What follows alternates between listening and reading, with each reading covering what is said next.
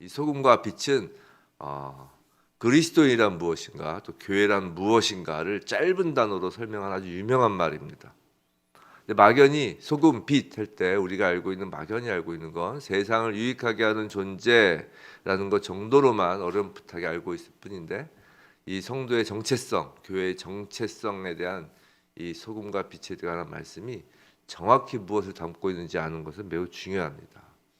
이 소금 하나만 설교를 해도 주일 설교가 다 나올 정도라 우리 조금 이 새벽이지만 조금 분설해서 소금과 빛을 좀 나눠서, 소금은 오늘 보고 이제 빛을 내일 보도록 하겠습니다. 먼저 소금에 관해 보겠습니다. 먼저 세상의 소금이라고 합니다. 세상의 소금. 13절만 오늘 분석할 건데요. 세상의 소금이라고 합니다. 천국의 소금이라고 하지 않습니다. 예수님이 비유하시는 이 천국 시민으로서의 소금은 전적으로 세상과의 관계에서 소금이라는 것입니다. 저와 여러분이 육신의 몸을 벗고 쉽게 얘기해서 죽어서 천국에 들어가면 더 이상 소금으로 비유될 이유가 없는 것입니다. 소금은 전적으로 이 세상, 이 땅에 있을 때 갖는 천국 시민의 정체성입니다. 그런데 여기서 세상의 소금이라고 할 때 그 원어의 그 세상과 그 세상의 빛이라고 할 때의 세상이 원어에서 서로 다른 단어를 씁니다. 14절엔 세상의 소금이라고 나오죠. 너희는 세상의 빛이라. 13절에는 세상의 소금이라, 14절에서는 세상의 빛이라 이렇게 하는데, 이 세상이 13절에서 쓰는 세상과 14절에서 쓰는 세상이 원어에서는 다른 단어라는 거예요. 이 세상의 소금이라고 할 때 세상은 헬라어로 게를 사용해서 말 그대로 땅, 육지, 땅의 흙, 땅, 우리가 발을 딛고 있는 땅을 의미합니다. 근데 세상의 빛이라고 할 때 세상은 헬라어로 코스모스예요. 잘 아는 코스모스. 그런 단어 사용해서 우주 전체를 의미합니다. 오늘은 땅에 대해, 세상의 소금만 얘기해요. 내일 이제 세상의 빛을 하면 그 차이를 더 확실히 아실 것입니다. 세상의 소금, 즉 땅에 있는 소금이라는 것입니다. 바닷속에서 녹아져 보이지 않는 소금이 아니라는 거예요. 사람들이 살아가는 이 땅에서 눈에 보이도록 알 수 있는, 손에 잡히는 소금이라는 것입니다. 흙과 구별되는 소금이라는 거예요. 천국 시민은 바닷속 소금처럼 녹아진 사람이 아니라 세상, 이 땅에서 눈에 보이고 만져지는 그 실체가 있는 존재. 세상 사람들이 소금이 있다라는 것을 알 수 있듯이 세상에 드러난 구별된 존재라는 의미입니다. 자, 그리고 소금이 되라거나 또 14절에서 빛이 되라고 예수님이 하지 않으시고 소금이다, 빛이다라고 직설법으로 말씀하십니다. 원어도 그렇습니다. 이것은 어떤 성도들의 우리의 노력으로 소금, 빛이 되는 것이 아니라, 오늘 본문 말씀 시작에서 너희는 이라고 지칭하는 자녀들, 즉 팔복 말씀을 들은 하나님 나라 백성들은 소금이다라는 것입니다. 우리가 하나님의 자녀가 되려고 노력해서 하나님의 자녀가 된 것이 아니라 하나님의 전적 주권으로 자녀가 된 것처럼 말입니다. 우리는 소금이 되는 것이 아니라 이미 소금인 것입니다. 그럼 좀 더 구체적으로 소금이 뭘 의미하는지를 좀 알아보겠습니다. 세 가지인데요. 소금은 방부제로서의 역할을 합니다. 특히 제의적인 의미로 희생제물의 순결성을 상징합니다. 구약에서 하나님께 바쳐지는 그 희생제물은 그 방부제 역할과 더불어서 제물을 정결케 한다는 상징으로 소금을 뿌렸습니다. 레위기에 나오는데요. 레위기 2장 13절에 나옵니다. 읽어드리진 않겠습니다. 소금이 없으면 세상은 썩고 부패해지고 정결하지 않은 제사라는 거예요. 그런 건 하나님이 받지 않으신다는 겁니다. 그 예가 바로 마태복음 5장 24절에 있는 거예요. 그 예물을 제단 앞에 두고 먼저 가서 형제와 화목하고 그 후에 와서 예물을 드리라고 예수님이 말씀하셨습니다. 이 예배자가 미움과 분노와 같은 부패한 심성을 가지고 있으면 그 예배를 받지 않으신다는 겁니다. 우리가 바로 예배자인데, 우리가 바로 소금인데, 소금이 소금답지 않으면 그 제사를 받지 않으신다는 겁니다. 소금은 세상을 깨끗하게 하고, 그뿐 아니라 소금은 예배를 예배답게 한다는 것입니다. 정결을 통해서 말이죠. 하나님의 자녀인 우리가 바로 그 소금이라는 것입니다. 둘째, 소금은 맛을 내는 역할을 합니다. 우리가 정결 그럼 너무 부담스럽게만 생각하는데 맛을 내는 역할도 해요. 음식은 단순히 배를 불리기 위한 것만은 아닙니다. 먹어야 살 수 있지만 하나님은 사람을 생존케 하기 위해서 창조하시지 않았습니다. 그냥 사는 것이 아니라 잘 살기를 원하십니다. 음식은 단순히 생존을 위해서뿐만 아니라 음식 고유의 맛을 내어야 가치가 있는 것입니다. 소금은 음식의 맛을 찾아주고 음식의 가치를 높이는 역할을 합니다. 무슨 말이냐면 피조 세계의 고유한 맛을 내게 하고 이 땅에서 사는 것이 가치 있게 하여 주는 것이 바로 소금입니다. 천국 시민 하나님의 자녀들은 이 세상을 가치 있는 존재로 만드는 것입니다. 세 번째, 당시 소금은 지금도 그렇지만 치료제의 역할을 하였습니다. 지금도 민간요법에서는 그렇죠. 자, 유대인의 문헌을 보면 치통도 소금으로 고쳤다고 합니다. 그러니까 소금으로 그 이를 닦는 건 이유가 있는 것입니다.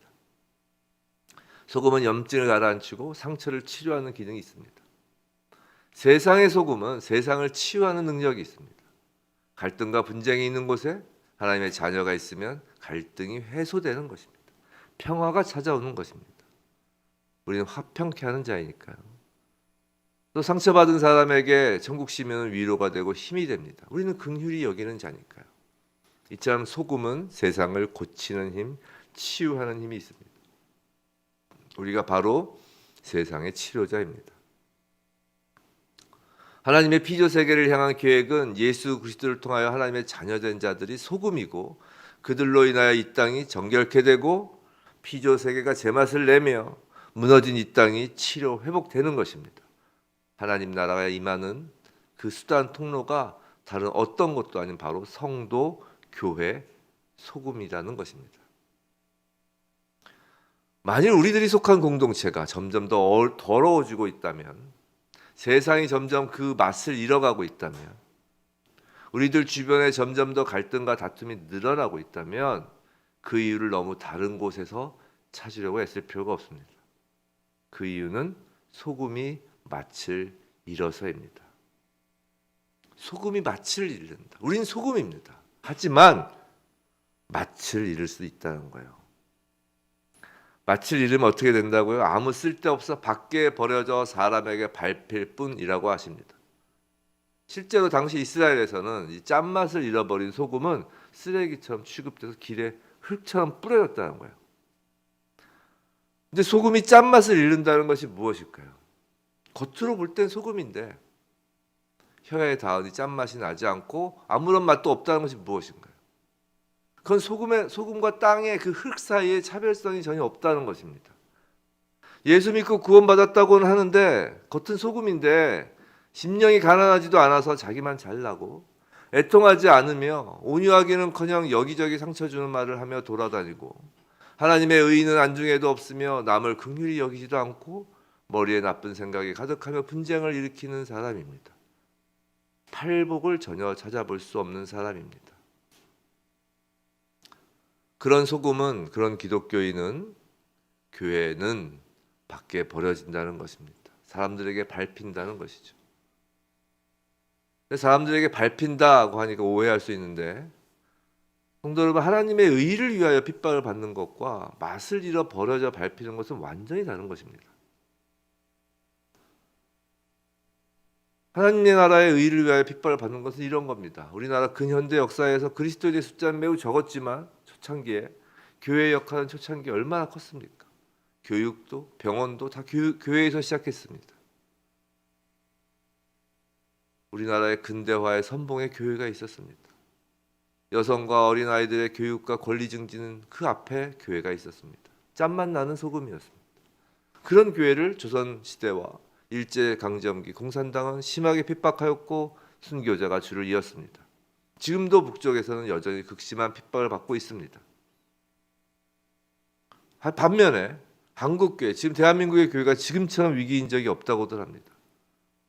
세상은 차마 입에 담을 수도 없는 욕을 교회를 향해서 합니다. 그렇다면 지금 대한민국의 교회와 기독교인들은 핍박을 받고 있는 것일까요? 아니면 밖에 버려져 밟히고 있는 것일까요? 그것을 구별할 줄 알아야 합니다. 예수님이 말씀하십니다. 소금이 맛을 잃으면 무엇으로 짜게 하리요? 소금이 맛을 잃을 수 있다는 것입니다. 버려져 발로 밟힌다고까지 구체적으로 말씀하십니다. 세상이 타락했다고 보이십니까? 부패하고 맛도 있고 죽어가고 있다고 느끼십니까? 그건 소금이 짠맛을 잃어서입니다. 세상 탓이 아니라 소금 탓인 것입니다. 우린 정말 진지하게 하나님 앞에서 여쭤봐야 됩니다. 저희에게 짠맛이 남아있는지를 말이죠. 그 무릎에 대한 답이 이제 앞으로 나오게 될 예수님의 법 산상수훈 말씀입니다. 이것들을 체크리스트 삼아서 체크해 보면 우리에게 얼마나 짠맛이 남아있는지 알게 됩니다. 간략히 쭉 볼까요? 제목만 마태복음 5장 21절 말씀부터 쭉 보면 노하지 말라, 나에게 짠맛이 있는지 봐야 됩니다. 간음하지 말라, 과연 소금이 짠맛이 있는지 봐야 되는 거예요. 맹세하지 말라, 악한 자를 대적하지 말라, 구제함을 은밀하게 하라, 외식으로 금식하지 말라, 보물을 하늘에 쌓아두라, 비판하지 말라, 열매로 그들을 알리라 등입니다. 지금 구원을 얘기하는 게 아니에요. 소금인데 이 땅에서 밖에 버려져 발로 밟히는 소금이냐 아니냐를 말씀하시는 거예요. 행위 구원이 아니라는 겁니다. 이미 소금입니다. 이 땅에서 밟힐 것이냐 아니냐는 거예요. 핍박과 다르다고 했습니다.